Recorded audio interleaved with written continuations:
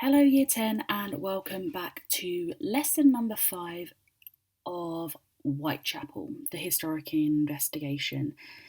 This is actually going to be, I think, our last lesson on crime and punishment, so that's very exciting.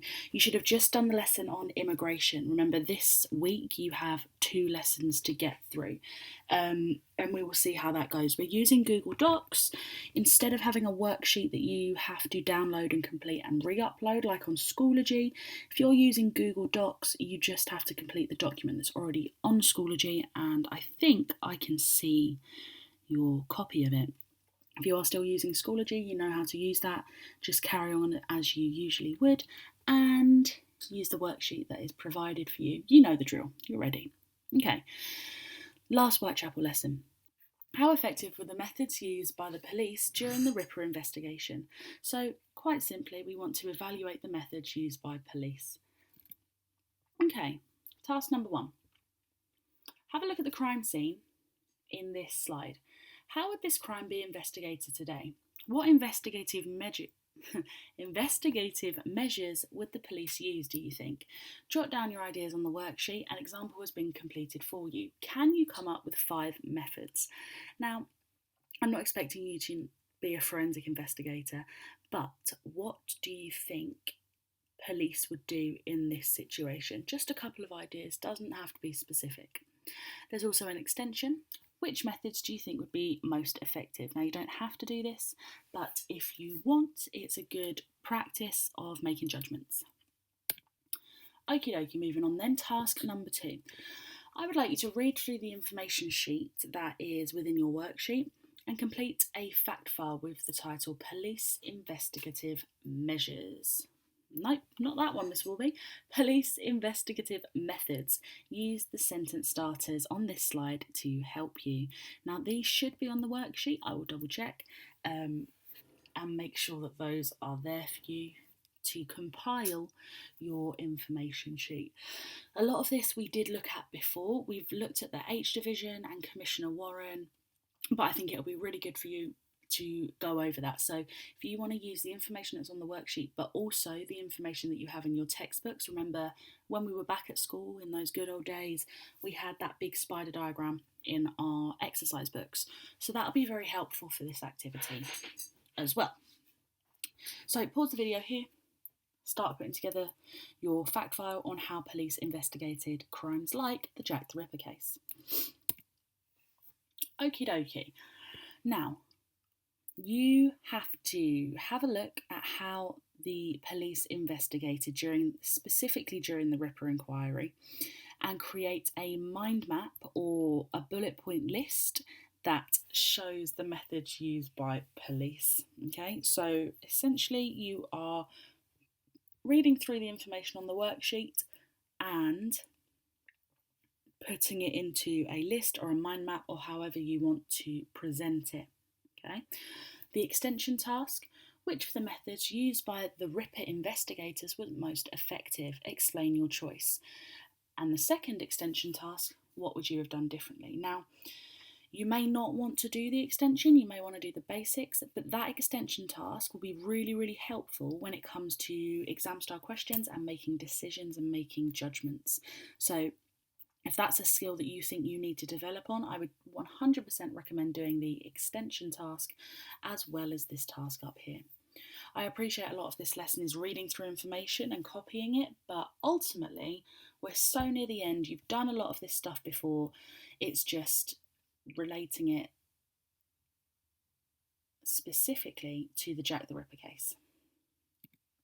Okay, so let's get on to a little bit of source analysis, because we are going to finish today's lesson by working on that question 2A, how useful. So I would like you to read through these 2 sources, A and B, and then go through and answer these 4 questions. Now, they're not exam style questions, but they're really good at getting you thinking critically and thinking analytically about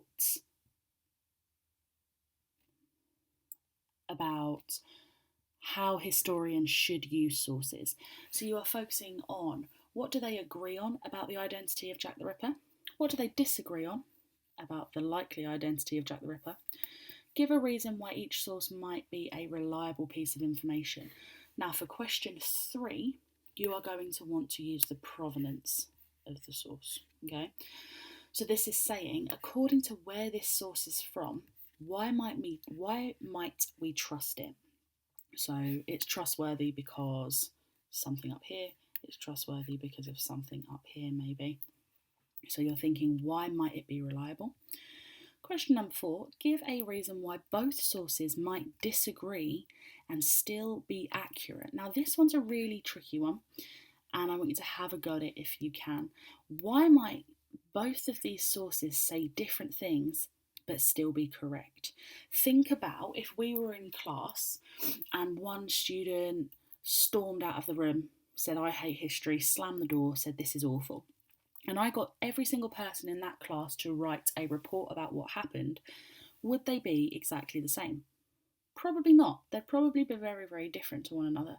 And that doesn't necessarily mean that it's wrong, it's just their interpretation. So you need to look at these two sources and think, okay, one isn't necessarily more correct than the other, or they don't have to agree, but it doesn't mean that one of them is 100% wrong. I think I explained that in quite a long-winded way, but hopefully that helps some of you. Email me if you have any problems, or post on Google Classrooms or Schoology. Okay, so 4 questions, analysing source A and B. I will stop talking now and let you get on with that, and we will move on. Okay, here it is. Here is the question of the hour. So, task 5, exam skills. Our 8-mark question, our question 2A is, how useful are sources A and B for an inquiry into the investigative techniques used by police during the Ripper investigation?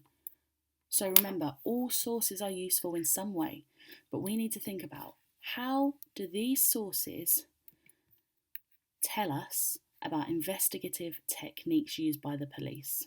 Okay, you are going to answer this question on your worksheet. There's a clear structure and you practice this last lesson. Okay, let's have a look at that mark scheme again. So, a little bit of judgment. You comment on the content or the provenance for a level 1. Some content extracted or paraphrased, so you're not really getting very good quotes. Limited contextual knowledge. Remember, you need to show that you know what else is going on. So you can use the information you got earlier on in this lesson, and that can be your historical or contextual knowledge, which would be very helpful. And limited links to the sources. I mean, if we're making a source question, you need to be linking to the sources. I'm sure you're all very aware of that. Level 2, judgments on utility are given. So you're saying it's useful or it isn't useful. Judgments are supported by developed comment relating to the content and or their provenance. So developed comment, whereas here you are creating a judgment with developed reasoning which takes into account how the provenance affects the usefulness of the source content. So this is where you're really thinking about the provenance of the source, making it more or less useful. Okay, a bit more contextual knowledge in level 2, but strong contextual knowledge in level 3, and a lot more judgment. So we're aiming for these level 2s, level 3s. Okay, so let's practice question 2A using the sources that we just explored. And they're on your worksheet for you. How useful are sources A and B for an inquiry into the investigative techniques used by police during the Ripper investigation? Remember, we have a structure that is different to what we use normally. So 12-mark and 16-mark questions are not the same as this structure. It's PEELY, remember? Point, evidence, explanation, limitation, evidence, explanation. So this is all in one paragraph, okay? So I might do this is because and use some content evidence, but that means down here I need to talk about provenance, okay? So you will have 2 of these bulky paragraphs and then a judgment sentence. So it will be source A is useful to an extent, all of this. Source B is useful to an extent, all of this. The most useful source is source blah blah blah because of this. So this last section, the conclusion, doesn't have to be a full paragraph. It just has to be a clear judgment. Okay? I will leave you to have a go at that question. If you're using Schoology, remember you have 2 weeks to submit.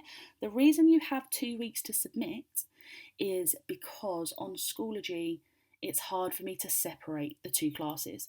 So I know that one class should be doing it in the first week and the other class should be doing it in the second week. Okay, but it's down to you to organise that.